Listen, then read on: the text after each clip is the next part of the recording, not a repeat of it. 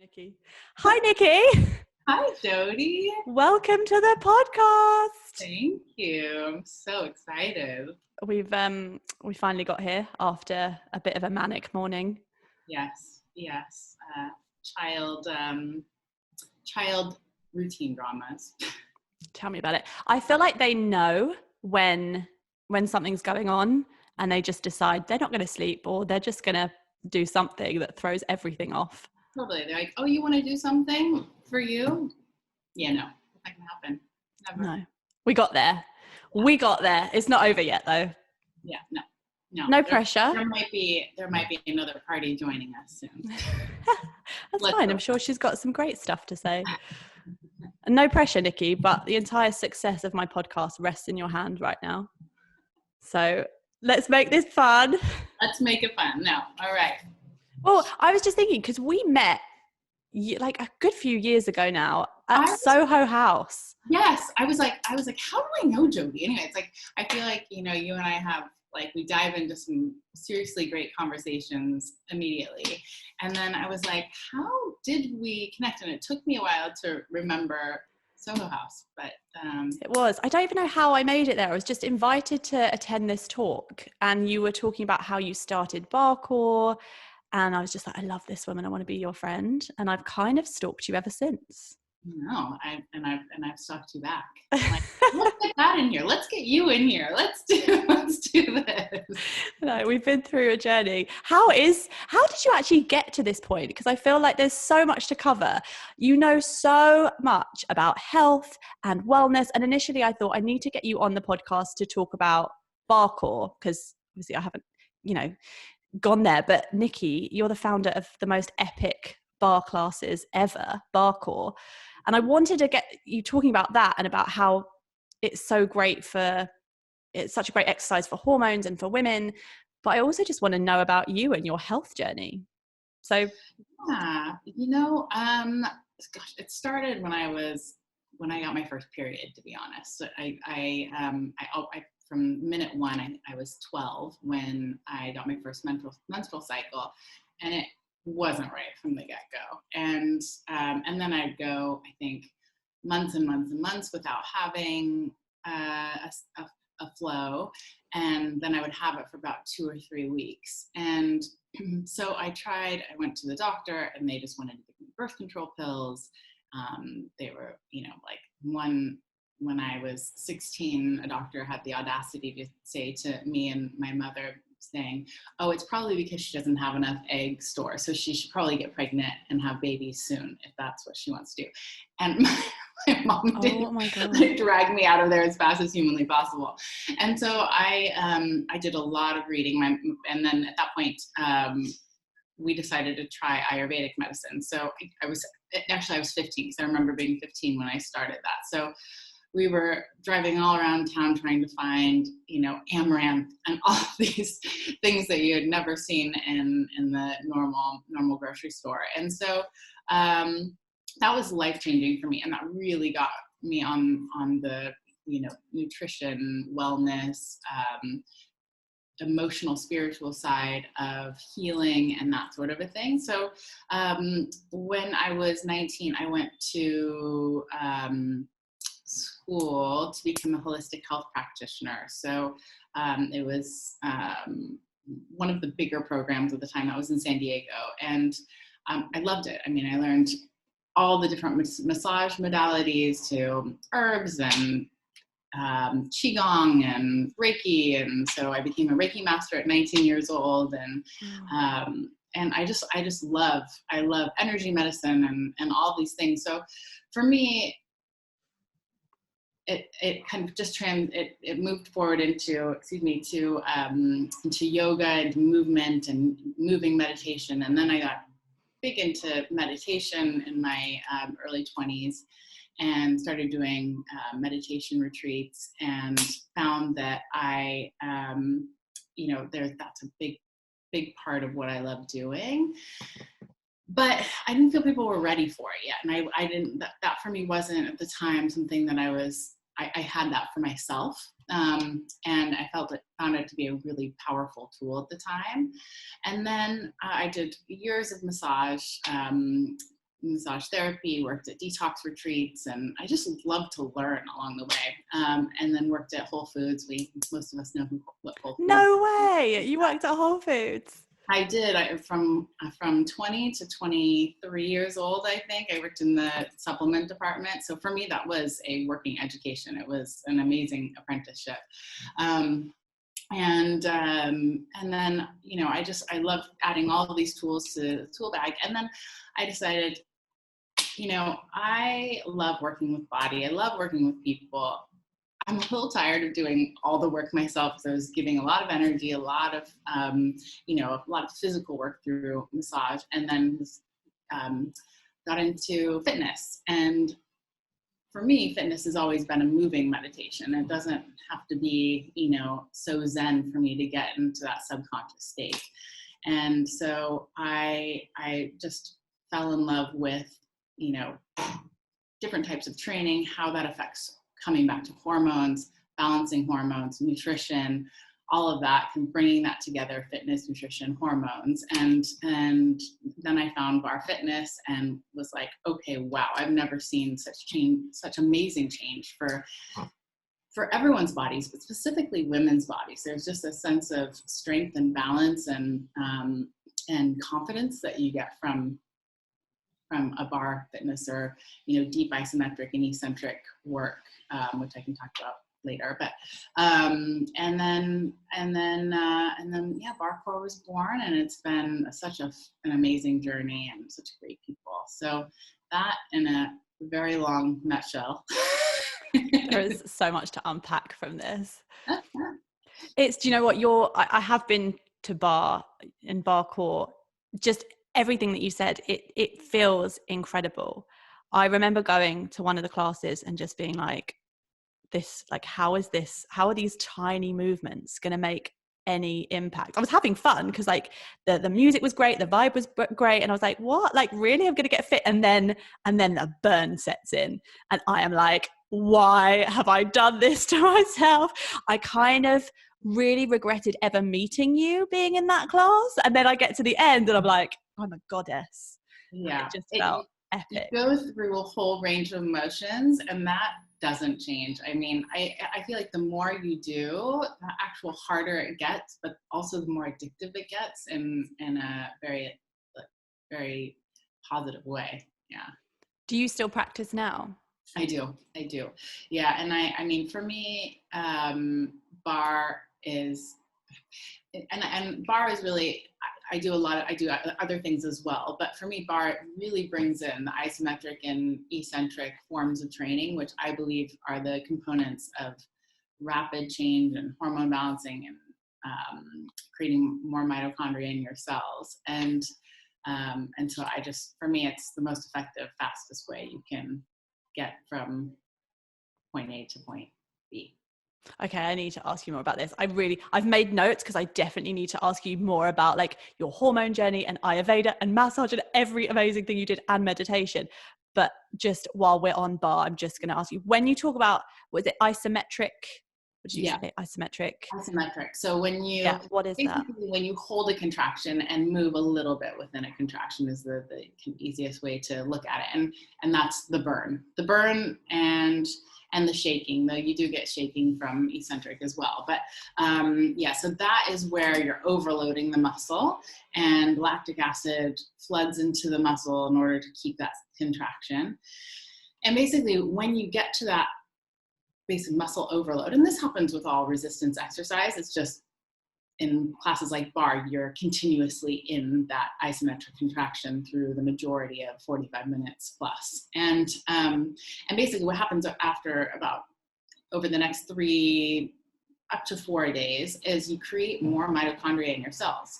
And that those are the powerhouses of your cells. They are what melt fat off the body. They do help manage hormones, and you go through a massive hormone shift over those next few days. So it's not really, I realize my computer's shaking. So I realize it's not, it's not about that hour that you're doing the workout. It's about what happens in your body the next 3 days, really. And that's what I think is so powerful. So if you're layering one workout on a Monday and you do it again on a Wednesday, and you're just staying in this fat adaptive, energy producing flow. It's amazing. I'm literally sitting here going, I need to do Barre right now. And what, Well, how, you can. I'm going to, can you do at home? Because I know a lot of people will just be like, how do I do this given lockdown, everything? Can they do classes at home? We have on-demand and live classes, and we've actually been doing them since 2012. Not online, they were on a DVD. DVDs, a thing. What are they? Exactly. And then, so we've been doing them for a long time. And of course, since COVID, we've added a lot more classes. We have tons of live classes through every single day of the week. So pre-work, middle of the day, after work, weekends, all of that. So so you can do it any day. And even 30 minutes is enough, but we offer up to 45 minutes. And oh, that's great, because that's doable, isn't it?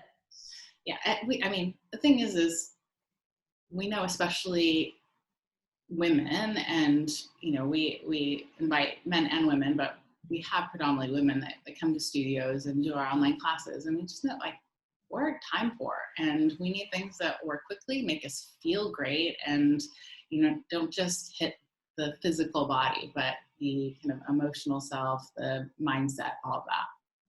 It's so important, isn't it? And a lot of the time I'm seeing clients, they come to me and they think that being healthy is doing high intensive cardio workouts. I've had to stop women from running and doing the spin classes because of the way that it impacts their hormones, and especially fertility and our periods. I know you know so much more about that. Could you talk on that a little bit about why the different kinds of exercises and our hormones? Definitely. And first I'll say that I think cardio is a great thing. I just think we've been told for so long that cardio is the way to lose weight, is the way to, feel good in our bodies and great for our hearts, which it is. And we should care about cardiovascular health. However, it's not the way to lose weight, and it's not the only way you can improve your cardiovascular health. So if it brings you joy going for a 20-minute run just to get your endorphins going, or taking an occasional spin class, go for it. Like, enjoyment, if you love it, then do it.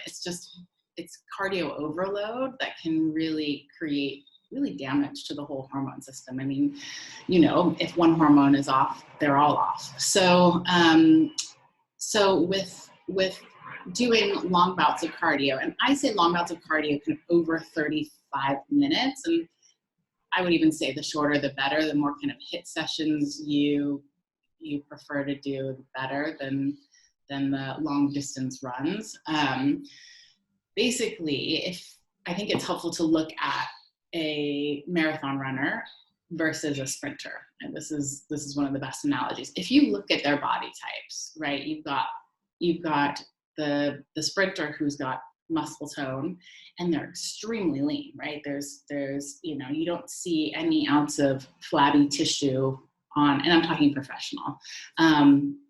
And then you put them next to a marathon runner, and you have varying degrees of, kind of the frame of marathon runners. And of course you have outliers in both. But with a marathon runner, they tend to have, they're much quote unquote skinnier, but they're not, their skin tone is not, they don't have tone in their muscles, so to speak, unless they're super rail skinny.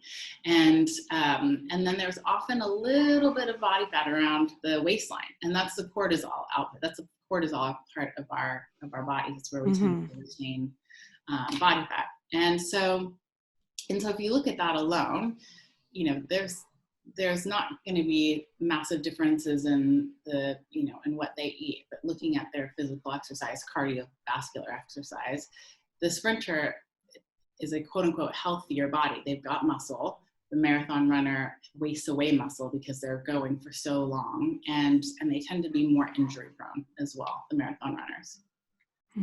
So if you do if you get on that treadmill 45 minutes an hour, some people do like 90 minutes on the treadmill, and it's just, it's increasing your cortisol output, and your thyroid, your HPA axis, everything is out of whack at that point. Totally. Especially if you're doing it on the regular. And so I just really recommend, okay, do cardio if you want to do cardio, but maybe once or twice a week. If you want. I don't even think it's necessary to do, to be honest. Because I'm seeing women that are just burning out, like their cortisol is high, or it's dropped off the scale and it's just like low, and there's definitely an element of adrenal fatigue which is impacting their periods, and then they go and push themselves and do this really intensive cardio, and I'm just like, this is just not for you for the time being. Let's just work on calming that response down. And I never got that sense from Barre. I felt like I was really working my body, and it was like I felt like my body was really being taken care of, but then it didn't push my cardio up to the point that I was out of breath and I felt like I was being drained, which I know can happen when you're doing more of the spin stuff. Yeah, I mean, it's definitely, it's still interval training. It's low impact, and it's still high intensity for your muscles. And when you're working your muscles, your heart rate gets up. So you are doing cardiovascular activity, but you're just not exhausting your entire system. You're exhausting muscles and then stretching them for relief. But okay. So this is the kind of thing, because I'm telling a lot of women to work with their cycles as well, saying, maybe the more intensive stuff is in the first half of your cycle. So after your period, the follicular phase, moving up to ovulation, maybe that's a good time to do Barre, and then maybe something more restorative the other side. Do you agree with that? I agree. And I even think, Barre there's days where Barre can be just feel too intense. And, we always say back off if you need to today. Like it's, your body best. You push yourself beyond your limits. We will always push you. However, it's up to you. And really we, more than anything, I think fitness should be moving more towards, what does your body need today? Not, I do this day. I do, if you're weightlifting, back in buys on one day, you know what I mean? And it's just trying to listen a bit more. And I think for women's cycles, it's really useful to know where you're at, and when you're strong, and when you need more nourishing, movements for your body. Why have we lost that as women? Why? I feel like back in the day, women were so intuitive. It was a very feminine quality, just listening to our bodies. Why do you think it's gone so far from that? Why are we just pushing ourselves so much all the time? Even then, when a lot of the time we can be absolutely exhausted, we feel like we have to work out. We feel like we have to work really hard in our job. Like, why is there so much of a disconnect? I agree. I ask this question all the time, and I mean, there's so many things, and I think, one of it is unnatural light. I think, one of the therapies I did, I remember, so I was at my parents' house. So when I was, in high school, it would be mimicking the full moon in my bedroom to try and get my cycles to get on rhythm. And so I'd like turn my halogen light on full, hide under the covers away from the light. But, I think light pollution is going to be, one of the first things, but I think there's just so many things. There's so many demands. Us women, we want to do everything. I think, there's a deep desire to do so many things, and we have all of this information at our fingertips, and it's hard to kind of remember to go take a step back, step within. What is it I really want? Not what should I do? What are other people doing? What do my parents want me to do? What does my partner want me to do? It's, I think there's so many factors and that have taken us away from that inner knowing. Yeah. It's something that I'm constantly trying to figure out. How can we get a balance on this? what do you find with your clients? I mean, you work with tons of women. Like, what do you find that they, you know, that they forget about themselves the most? I just think it's taking that time for self-care, and also just a lot of the time it's about, I think we need permission to slow down. Yeah. There's such a big pressure. I'm going to go into it a bit now, but there's so much pressure, I think, in this day and age to be equal to men, and we have to push ourselves. But they work on such a different cycle to us, and we actually have peaks in our cycle. I spoke about this in the last podcast, where we do need to pull back if we want to have the energy at other points in our cycle, and if we want to feel in balance. And yet I just feel like there's such this emphasis on being equal, and we have to work as hard, and we've lost that love for our own superpowers. So a lot of the time I'm saying to people, just like you said, ask what your body needs and go into those self-cares. And I have a whole masterclass on this in the hub, where we talk about the stress response and seeing how burnt out you actually are, like what your stress load is, and then seeing what you can do to bring some care back.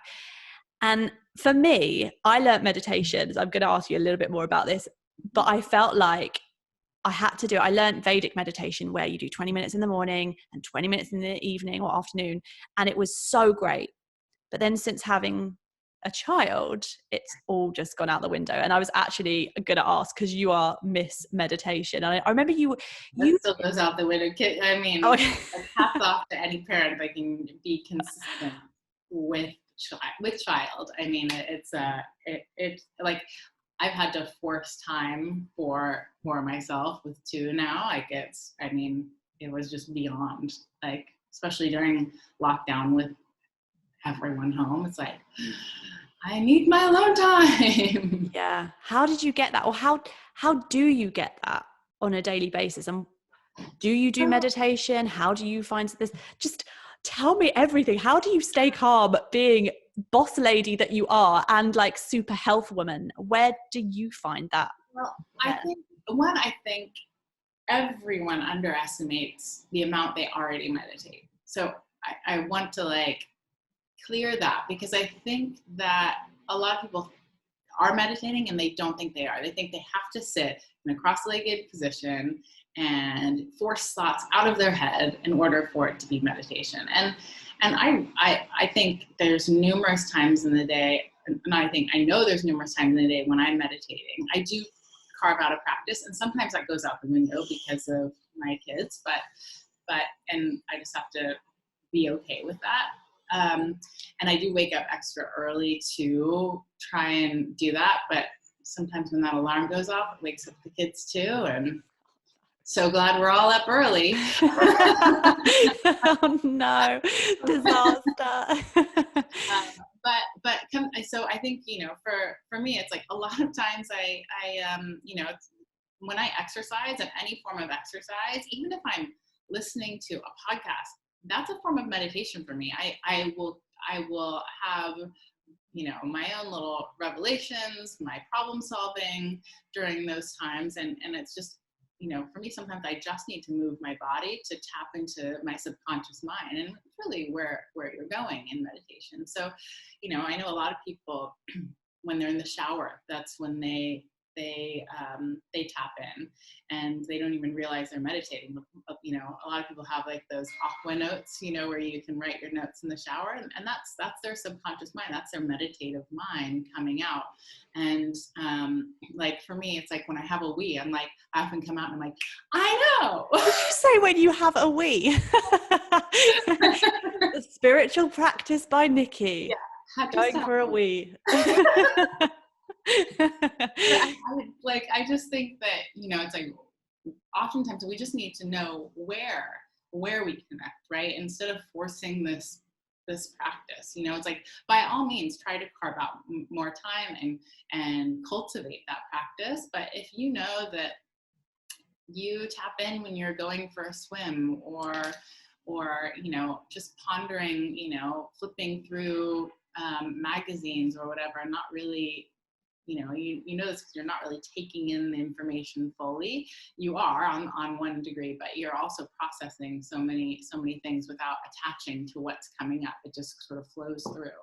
So I think, for me, that's how I try to have meditation in most times of the day. And another one for me is chopping vegetables. I really, for me, that is like such a peaceful full time of day. And it's like, I'm using my hands. I'm not, I'm just sort of letting thoughts pass. I mean, now it's sort of like, make sure one child isn't hurting the other child over one shoulder, but When you say you're chopping vegetables and you have this meditative state, is that you zoning out, or is that you just letting some creative thoughts come? Like what does that mean? Or is it just being mindful, like, okay, now I'm chopping vegetables? Being more mindful. And when I'm sitting in meditation, I am making an effort, right? Like I'm making an effort to tap in on a deeper level, and that is hugely important. But I think there's so much to glean from those times in the day when you are tapping in, and it's just extremely useful. And I think that it's like when you have more to get done, or when you have a bigger problem on your hand that you can't find a solution for, and it feels like you have no time, that's when you need to make more time or more of an effort to tap in. So maybe when you sit down and actually do meditation. Sit down or those other things. I mean, sometimes your brain is just ping-ponging all over the place when you're sitting, and you need to just get moving and try to get touching on another way.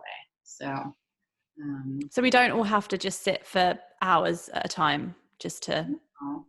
No, but I think it is really useful to, like, if you haven't been on a meditation retreat or training or anything like that, I think it can be hugely valuable to learn some tools and to get you to know what it feels like to be in that state. Because when you do a course or a retreat or something, you really get that deep understanding because you're in it for longer periods of time, and you go through the tortures of quote unquote getting there. So, you did like 10 days of silent meditation, didn't you? I remember meeting you for a catch up, and you're like, you're either going or you've just been on this 10-day retreat where you just sit in silence, right?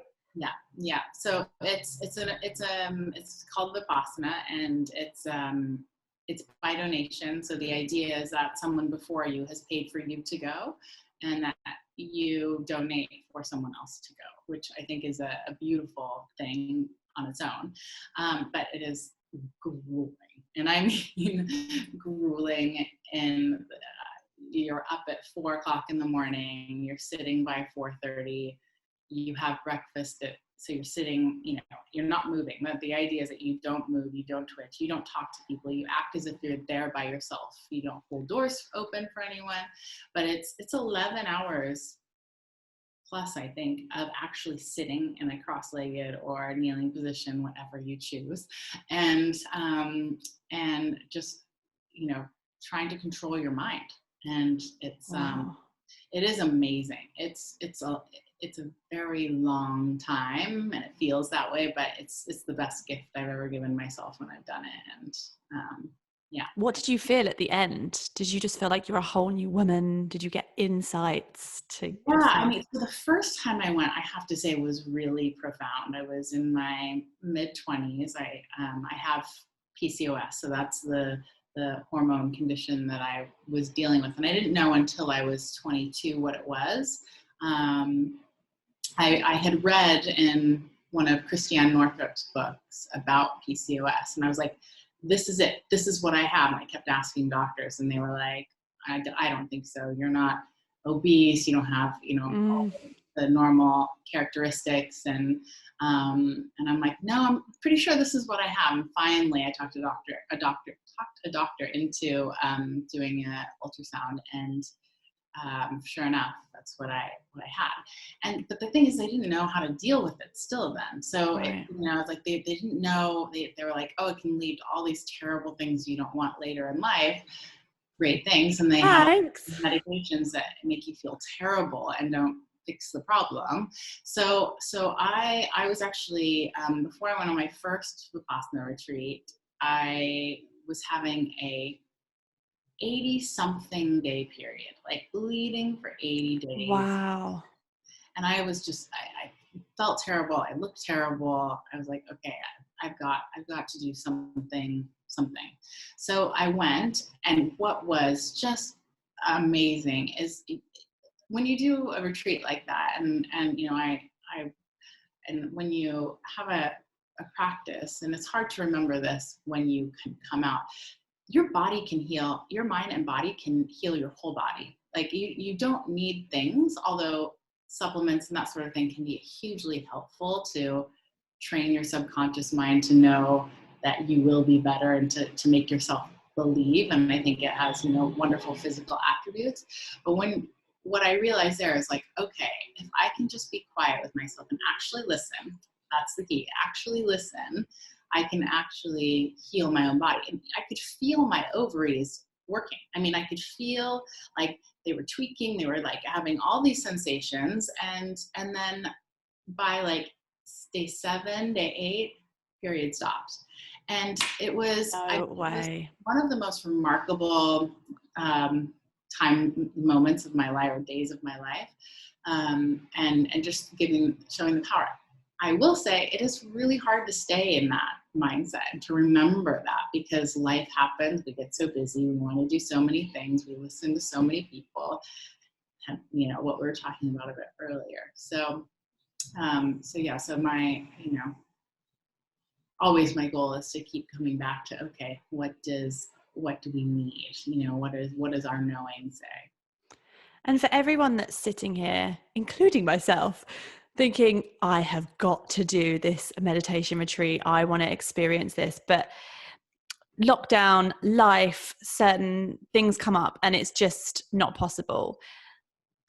Is there any way we can tap into that state and do that without having the 10-day silent retreat?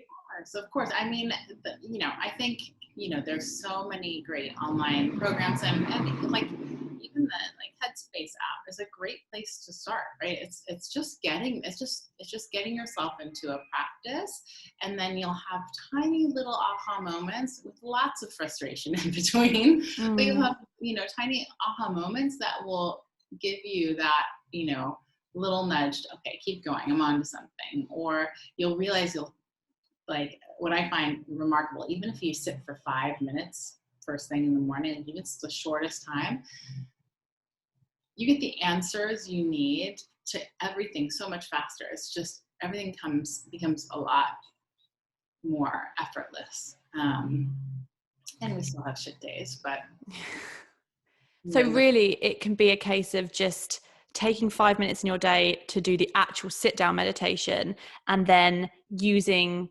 different points in the day to just zone in to that sort of like calm creative space, right? Yeah. Going for a wee is one of them. I'm gonna think of you every time I go to the toilet now, like, right, it's time to zone in. I have some great ideas. Yeah. 60 seconds or whatever it is. Maybe that's what I should call the title of this: zoning into your toilet space. But it's really interesting. I love hearing about the ability of the body to heal, because that's what I was going to ask. You started by talking about this journey that you went on, and throughout it, did all of the things you tried have an impact on your periods, or what was sort of the most healing?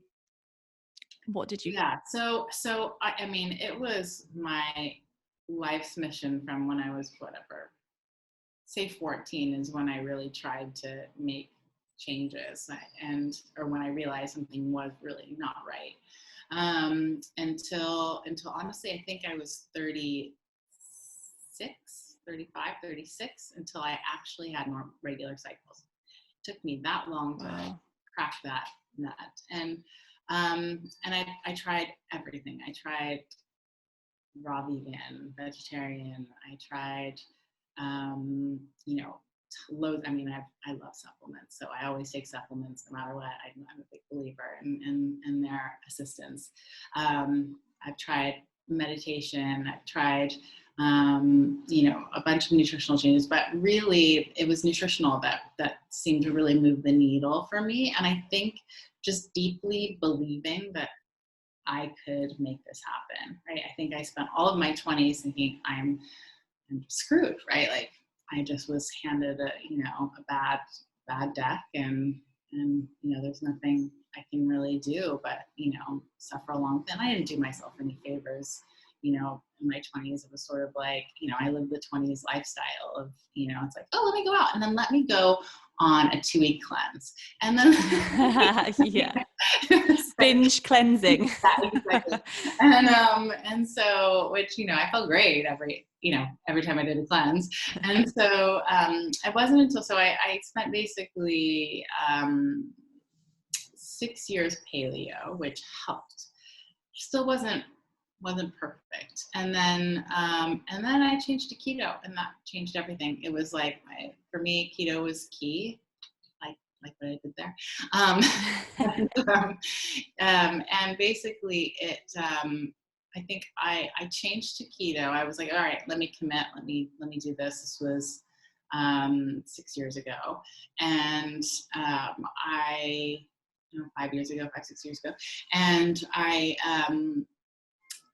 1 month ate keto. The second month ate keto, got my period, which I hadn't had my period in months. And then the next one was 45 days later, and then every 31 days since then. Wow. And now I don't have to be keto all the time, and, you know, I prefer not having to have to be keto all the time. Mm-hmm. But I think it was just getting my body in a state of, you know, less inflammation, even though paleo can be very anti-inflammatory. Yeah. Unfortunately, vegetarian just made me inflamed and my brain not work at all. And which I would love to be vegetarian. I know. Tell me about it. I went raw vegan. I did vegan. And I was just like, this isn't for me. And for those people that don't know what keto and the ketogenic diet is, it's just, I mean, just to sort of briefly explain, it's about burning fat for fuel, isn't it? It's about sort of reducing your carbohydrates. And just as sort of like a disclaimer here, because I feel like I have to say this, it can be really useful for some people, and especially for things like PCOS, it can be useful. But I don't want people to just listen to this and go, I'm just going to be keto, I'm not going to have carbs, because I think depending on what's going on for you, and especially women that I see with fertility issues, I just feel like cutting carbs isn't always a great option.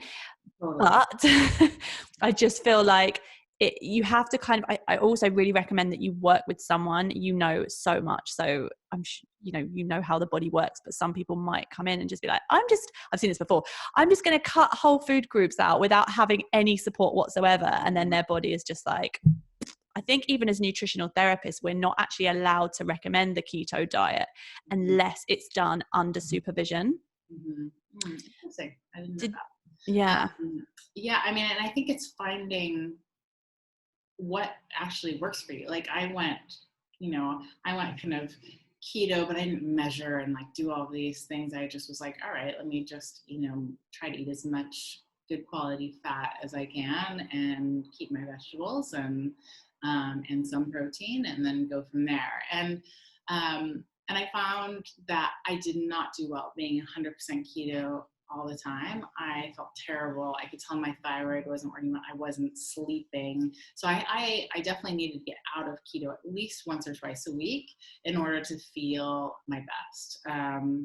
So and it is important to kind of not push through, you know, just because you think you should. It's like, is it really the right one for you? Because it's actually, you know, it's not that fun, if I'm totally honest. You know, it's very hardcore. So it did work for me. And again, it's not something I do forever and always. I think I think that's an important point to make, because you can get very stuck on quote unquote diets or regimes until they become toxic. And you know, it's I use it as a tool to heal, and now I have a bit more Yeah, totally.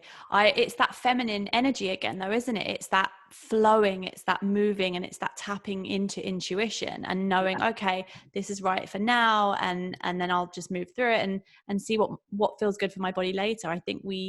I often talk about using ourselves as science experiments and trying things. Like I get women that come into the hub and I look at blood sugar balancing and the different I set the foundation. So we look at making sure that you've got all the nutrients and you're getting really nourishing foods, and then it might be that you move through that, you heal, or it might be that you need to go a bit deeper and try some of the different diets. And I think we should experiment and see what works. Some people thrive on a vegan diet and others, like us, not so much. Yeah, exactly. And I think, and I actually think, doing a vegan diet every once in a while for a period of time isn't a bad thing to do either. And for me on the regular, it's just not, it just doesn't, I'm not at my vital best. Well, asking you about other side of things and what works for you, do you have, I know we talk about nutrition, do you have like a sort of set routine that works for you in the mornings, or do you have certain things that you love to make sure you include as part of feeling good? Yeah, definitely. I feel like if I don't start my day off, with a little semblance of a routine, I just feel off the whole day. So I need that kind of, okay, wake up. I just sit up in my bed and sit and meditate there, because I feel like if I start kind of walking around the house, I'll, get my brain triggered into different, focusing on different things. And I like getting from that kind of REM sleep or whatever state I was in to just sitting. And that can be anywhere from, like I say, depending on my daughters, anywhere from, maybe 10 minutes to 45 minutes. And then I will usually either have a pressed celery juice or lemon water, depending on what I have. I'm totally honest. Again, grocery shopping on the regular goes out the window. The things that are not toddler and baby focused. And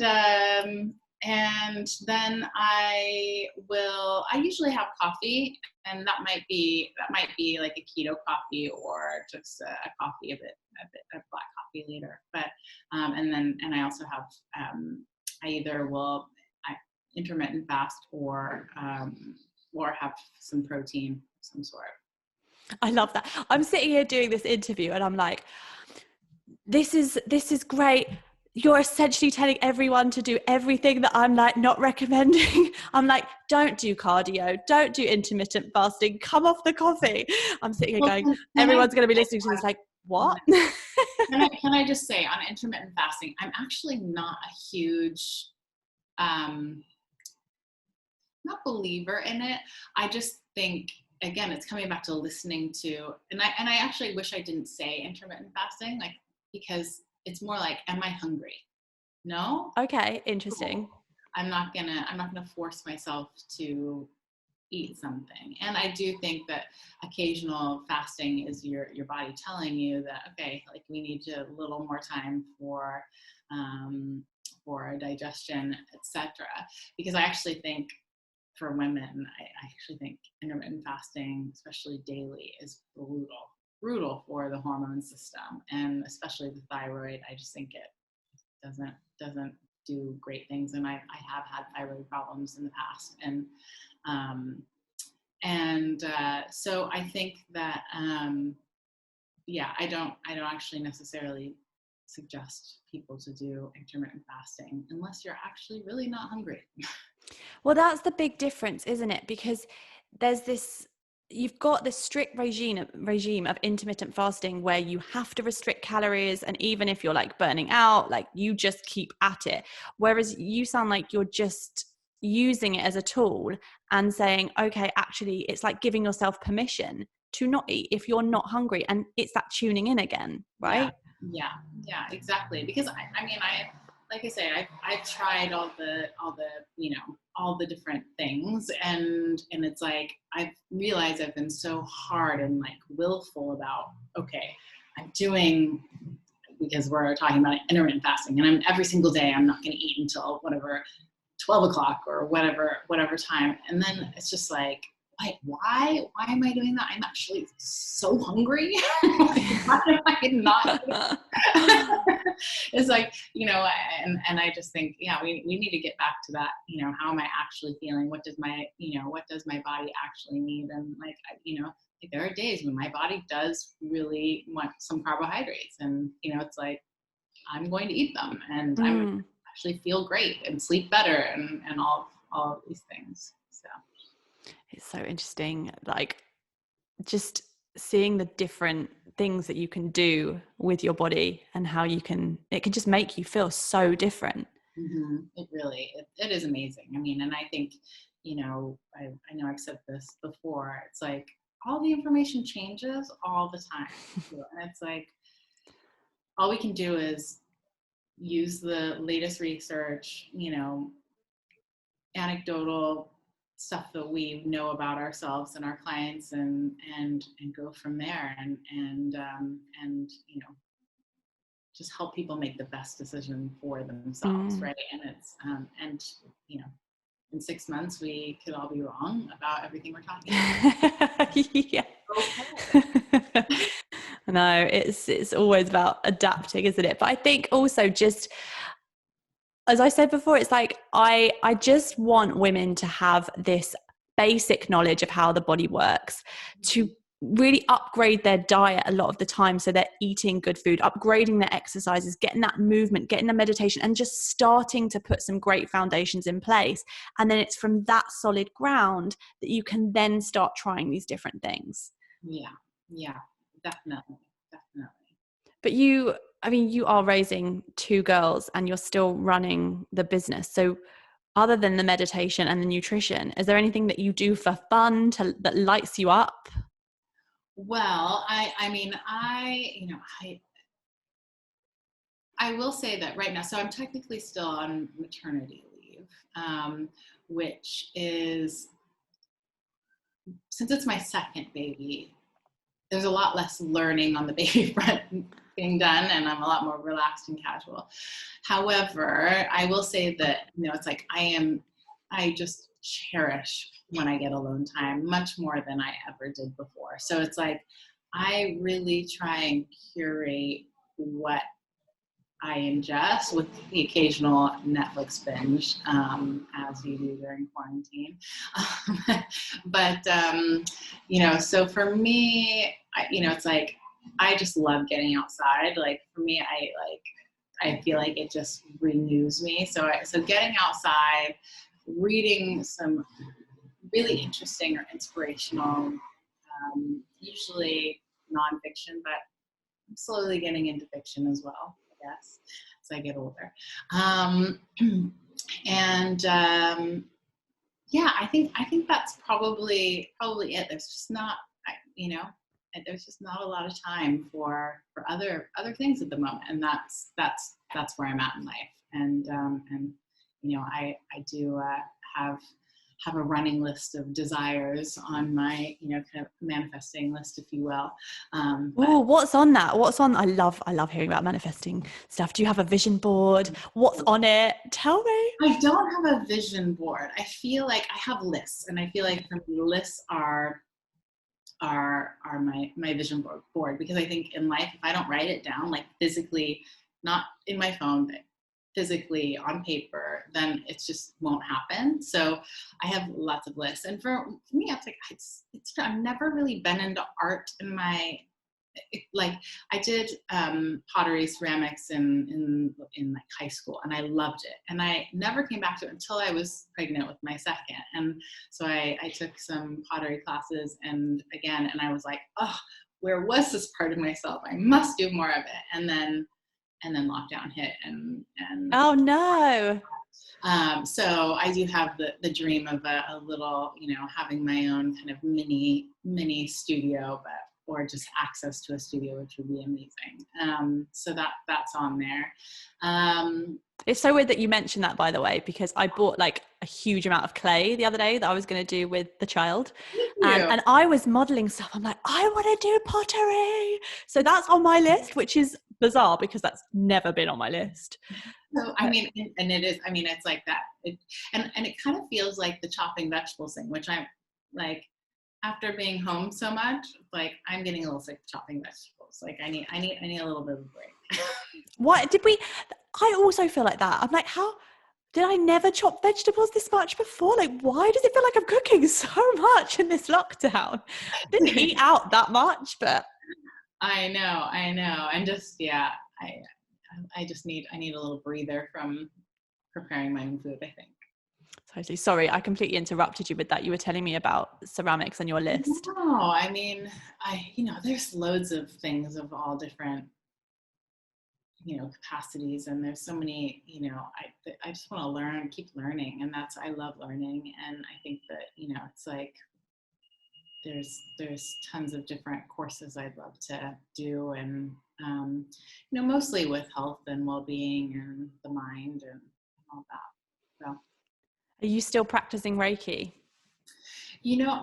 I do every once in a while, like I do for my partner from time to time, but, and I do like distance healing sessions every once in a while, but just more for friends and family and that type of a thing. So, which I've always incorporated it, whether it's, talked about or not, because I think it's extremely powerful. I've always said when I go get a massage, I'm like, I either want a super deep tissue massage or energy work. I don't really want anything in between. Like, I find those to be the, where I've always, I like the result side of things. So it's so funny because I'm only learning this about you in the last week or so since we've sort of picked up chatting about this.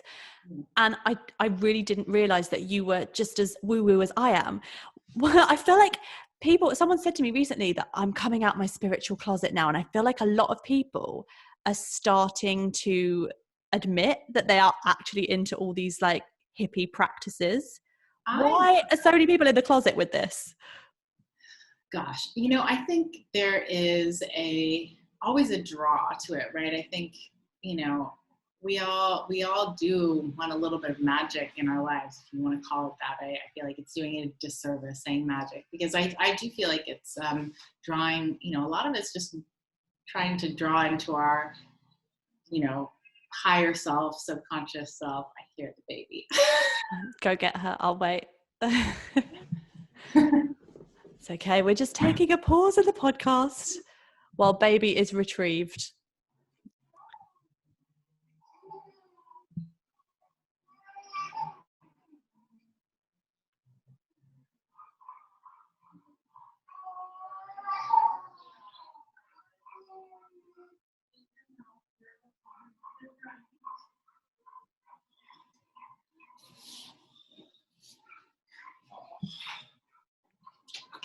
Yeah. Okay. Oh, hello. Oh, she's so sweet. Did you have a nice sleep? Say hi, Celeste. Let's keep knocking the table. Say hi to Jodie. Hi. She's like, not you again. Keep waking up from my nap and you're here. The other day. You can see she's just sorry to Jodie for this morning. That was your fault. Oh, she's lovely. She's hi, gorgeous. You can see these red cheeks for her. Oh, not fun. Like putting her face down on the tile floors. I think I mentioned every room. It's like, poor thing. Oh, do you know what? I had a toothache a few months ago, and it just made me just think, I don't know how kids go through this. They say adults couldn't handle it. Like, they just say like, we cannot absolutely handle it at all. It's mad. It's like, I've got people that they just say, oh, I think my kid's teething. I'm just going to give them Calpol every single day. I'm like, what?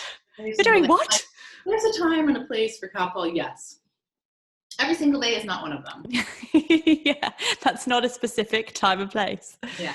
Oh. But this one, she's I feel like she's okay. It's just she's complaining. So. Oh, bless her. She's doing well. She's not. She's She's a little angry. Oh, well, Celeste, we're talking about the meaning of life. Do you have anything? Do you want to contribute anything? I know. She's like, let's see. Let's try to use all of Mom's time and other child. Yeah. Are you just sitting in your Zen state after waking up as well? Do we need to do that? She's like, I'm meditating, obviously. So sweet. I almost I should have written down where we got to at that point, but what were we saying? I don't remember. Oh my gosh, my brain. Some tangent. I think we'll get off this and I'll be like, all right, I didn't answer questions. We'll just come back. Yeah. It's good as well. Can I ask you a few questions too? Yeah, go for it. Look at her. She's got someone on her team and she's like, I'm just going to gang up on you now and grill you. There's two of us. Exactly. Now what are you going to say? What are you going to say to this face? So I don't think I know why you became a nutritional therapist. Oh, do you know what? This story has so many angles depending on what comes to mind. It started ages ago. I had IBS, so I was like trying to figure out what was going on. I just did not know what to do. And then I picked up a book on macrobiotics that my mum had, and she was macrobiotic, and my grandma was macrobiotic, and she had thyroid issues and healed herself through the diet. So then I put myself on this course down in Devon. I wanted to know more, and it was bonkers. I found it really interesting. And maybe I just wasn't ready for it. Oh, that's what we were talking about before, is in the spiritual closet of. But okay, so I just was not ready for this. They were talking about spiritual healing, and to be honest, the teachers looked really ill. Like they looked emaciated. I just thought, this isn't right for me. I kept doing it. Hard balance, I think, sometimes in the healing community to it's honestly, and this is going to sound so woo-woo, it's vibrating at a different level. I don't think it's a good or a bad thing per se, but it's finding the kind of, I would say, water seeks its own level, and I think that can be used in anything. So it's like finding your, okay, who can I connect with on a, psycho-spiritual level, and I think that goes along with what you attract in your life as well. It's totally. I'm such a big, I'm going to say proponent. That doesn't sound proponent. I'm big on this that your vibe attracts your tribe. Totally. 100%. Since I've started getting into this, I've been attracting such cool people. Even like you've come back in and just vibing. But this was not my vibe. This was someone was like, I can see ghosts around you. And I'm like, okay, freak. No, it wasn't. I didn't feel like it was for me. And then Joel, who is just couldn't be further from woo-woo. I'm definitely rubbing off on him, but he's just like, maybe you need something sciencey, and he's into sports, and he's like, maybe sports nutrition, or check this out. And that's how I got into the ION Institute for Optimum Nutrition, that course. And it was more sciencey. I could get my teeth into it.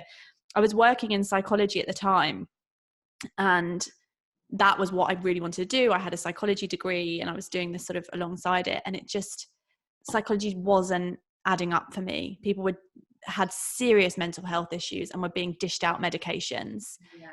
And I just thought they were also walking around with liters of Coke, being force-fed cake if they had eating disorders, and yet were being dished out medications. And I thought, this isn't for me. I know, Celeste, it's crazy, isn't it? Crazy. Yeah, totally. She's like, what? So that was that. And then I went on to have my own fertility scare, where I was told I might have to have an operation if I want to have a baby. My periods were horrific. And it was awful at the time, but now I look back, I'm like, this was a blessing because it propelled me into this field. And I'm kind of obsessed with it now. I love working with women and hormones and everything. Yeah. So in a nutshell, that's kind of it. But I also had glandular fever, and my mum would always take me to the health food shop, a bit like your kind of experience. It was just like, no, not having pills for this. So I tried all these different things, and like you did the different diets, did the juice cleanses, everything. Totally. And some worked like with some things and some didn't work at all, but it's still like wonderful learning.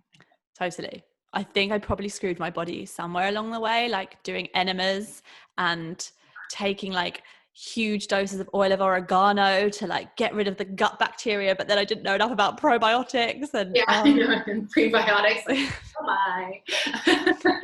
I think you go on a nutrition course. I don't know about your courses, but you learn and you think, I've got that. I need that supplement. I've got that. And even I do it now. I'm reading cases for clients and I'm studying them, and I'm studying so much and trying to make sure that I've got all the right information for them.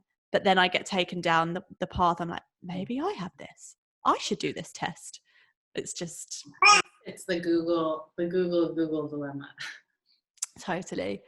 I actually did want to ask you before you leave, because I know that someone's going to probably be needing to go soon.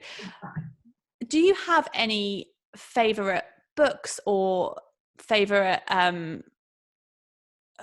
maybe just favorite books or practices or anything that you can really recommend to just uplift your life and find that's almost spiritual side of things and the health side of things?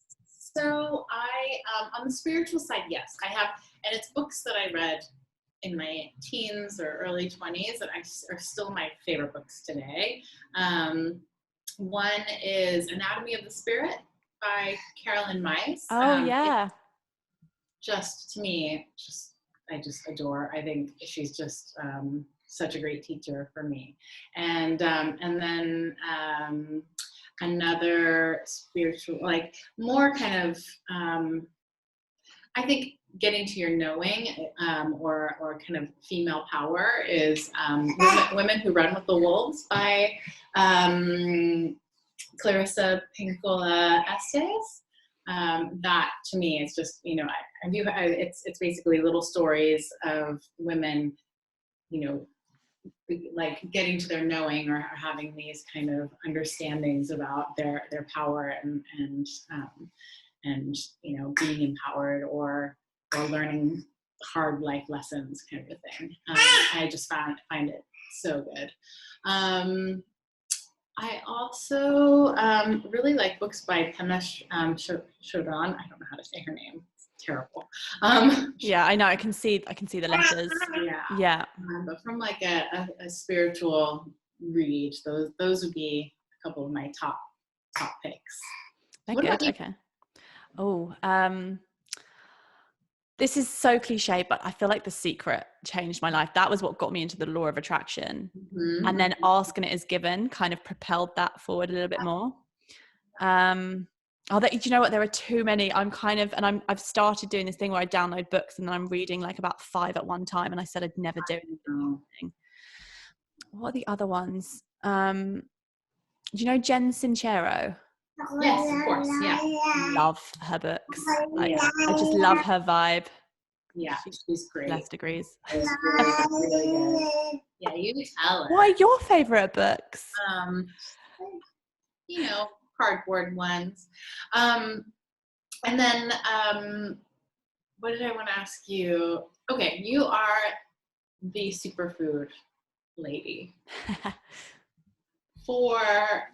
And obviously superfoods, I'm asking like, what are the top 3? But obviously, I assume you wouldn't want to take them every day, forever, et cetera, because they're super, but maybe not. What are your favorite superfoods for a mom, a working mom? Oh, it's such a good question. I actually will be honest with you. I think since having a baby, I've just come away from superfoods, and it's only recently you should see the box that's sitting opposite me now. I just decided I need to bring them back in my life, and I did a mass order yesterday. What's been useful? I'm kind of on seed cycling at the moment. That's huge. Like, so I'm going more for the seeds. Yeah, what are you finding with that? It's amazing. I'm doing it with the moon because I just wanted to see whether I could get myself in sync with the moon. Cool. And I am like bang on. Like, I think it's a full moon and I know I'm ovulating. Really? So I'm just being like, oh my God, it's taken about 6 months, if not longer. Mm-hmm. So it's really interesting. I was like, I don't know about the science behind this. There isn't really any, let me try it. I realize I'm not answering your question. I'm just sitting here thinking what is really useful. I just love so many superfoods for different reasons. I used to love maca, but I've seen research recently that just shows that it can affect your estrogen levels. So it can either raise them or lower them. Oh gosh, my mind's gone blank. So I'm just a bit cautious. Mm-hmm. Greens powders are great, just putting them into smoothie. Actually, wait, let me take this whole thing back. Reishi is my favorite. That's been going into everything. I'm loving. I have to pick your brain for a good reishi supplier because I'm in need. Now that I'm not breastfeeding anymore, I can go down that.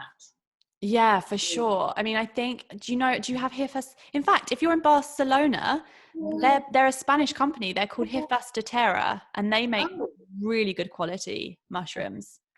Perfect, because I'm definitely on the hunt. Yeah, reishi has just been shown to just be so superior. It's an adaptogen, so it helps your stress response. It's been shown to help your skin. It's been shown to help reduce histamine and help the immune system. And I'm just loving the histamine. Pardon? It reduces histamine.